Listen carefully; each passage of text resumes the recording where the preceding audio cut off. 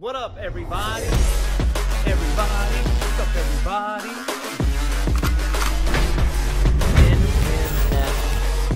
NFL.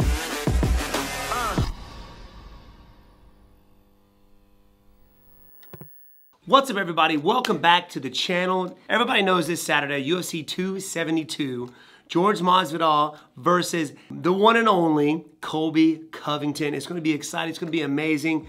And everybody's looking forward to this one because, you know, these guys, once friends, now bitter enemies, are going to be facing and breaking it down and punching each other in the face, taking each other down, choking each other out, all that good stuff this Saturday.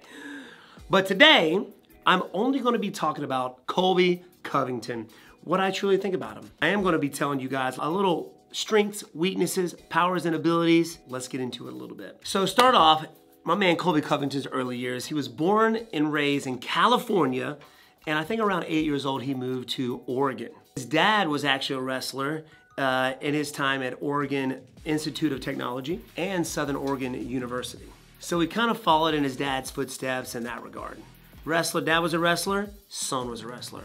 Kind of like the old samurai days, you know what I mean? Dad was a samurai, you had to be a samurai. Pretty cool. My man went to Thurston High School in Oregon, where he lettered all 4 years. State champion his senior year of high school.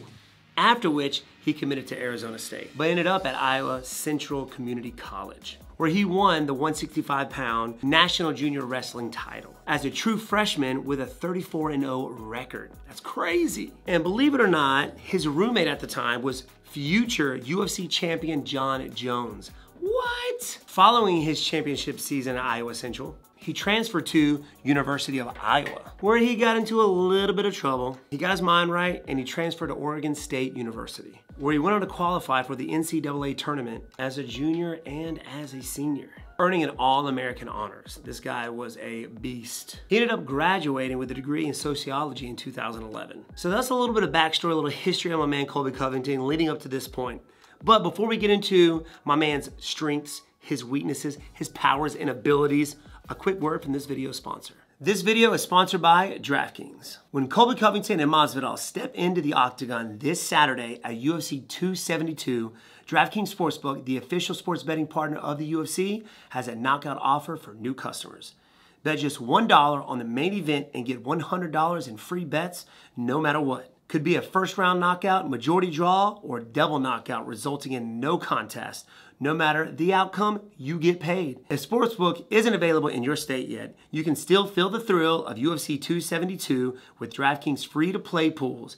Everyone can enter a free pool with $10,000 in prizes.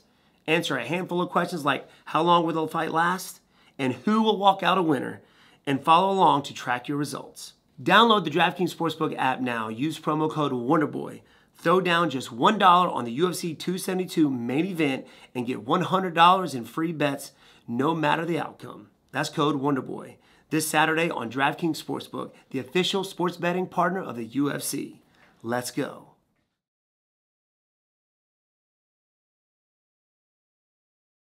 So let's talk about his strengths and weaknesses. Let's start off with some weaknesses. This guy's got, I would say, 3 weaknesses. Number 1 would be his trash talk. It's kind of cringe. He needs a little work on it, but that's what he's known for. He's known for the cringiness, kind of like Henry Cejudo was, right?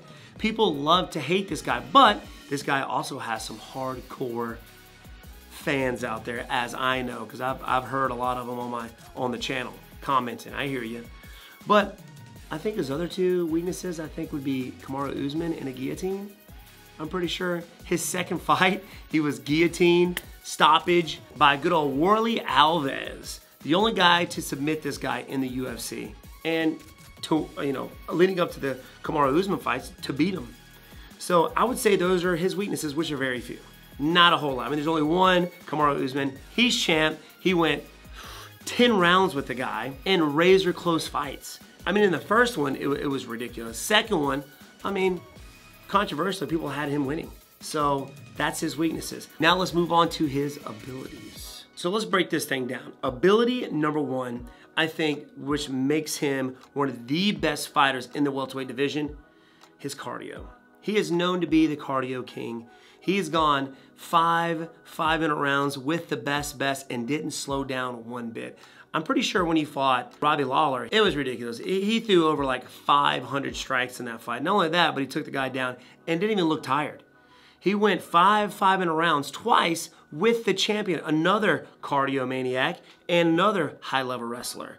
So his cardio is awesome. He tells himself, he tells people that he's got like a third lung, which, you know, obviously is pretty crazy. So I wonder where he keeps that bad boy. So I would say that's number one. Number two, the guy's got, I would say, pretty average striking. Like, he's not known for his striking, but he's not afraid to stand out there and bang it out with you. He uses his striking to set up his takedowns, and that's what makes him such a beautiful fighter. You get guys who just strike, who just wrestle. He's able to put it all together very, very well. So you don't know if he's going to punch you. You don't know if he's going to take you down. I mean, his last two fights were pretty much stand-up fights with the champ and did fairly well. And he still, you know, people say he won that fight. Very controversial fight. It was a stand-up fight, so you know he's got good striking. And if you still deny his striking, I mean, look what Kamaru Usman has done. He's put away Gilbert Burns. He's knocked out George Masvidal, one of the best strikers in the welterweight division. And Colby Covington was standing there toe-to-toe with the champ. And number three, obviously, it's obvious. I mean, go back and look what we talked about, his wrestling credentials. The guy is an amazing wrestler. Not just collegiate wrestler, but an MMA wrestler, right? He can take you down. He can grind on you, which sounds kind of weird, but it's true. He can lay on you. He's got good ground control, good jiu-jitsu. The guy can put it all together.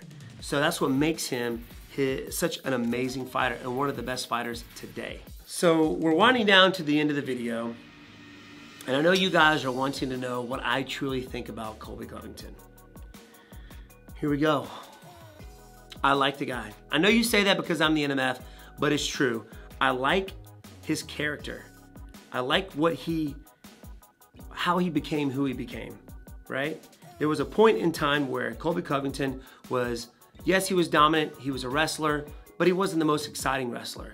The UFC was getting ready to cut him, and I didn't know this until I actually talked to Joe Rogan. We were doing a podcast, and he told me this. UFC was getting ready to cut Colby Covington. And I think it was before the Damian Maia fight. He found himself in this new character we see today. He became Chaos. Colby Chaos Covington. And he rebuilt himself from the ground up. Now he's one of the most popular guys in the UFC, right up there with George Masvidal and the champ. He's a talker. He's not very good at it, but he's cringe. People love it. The stuff he comes up with, I chuckle. I can't help but chuckle. I like his character. Most people don't.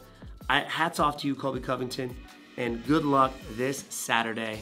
It's going to be an epic fight. Make sure you guys stay tuned because this Friday, I'm going to be talking about George Gamebred Masvidal, breaking him down, a little bit of history, his powers and abilities, his strengths, his weaknesses, and what I think about George Masvidal. Thank you guys for joining. Hit that subscribe button. Throw some comments down below. You know me and Sweet Tea love you. Catch you later.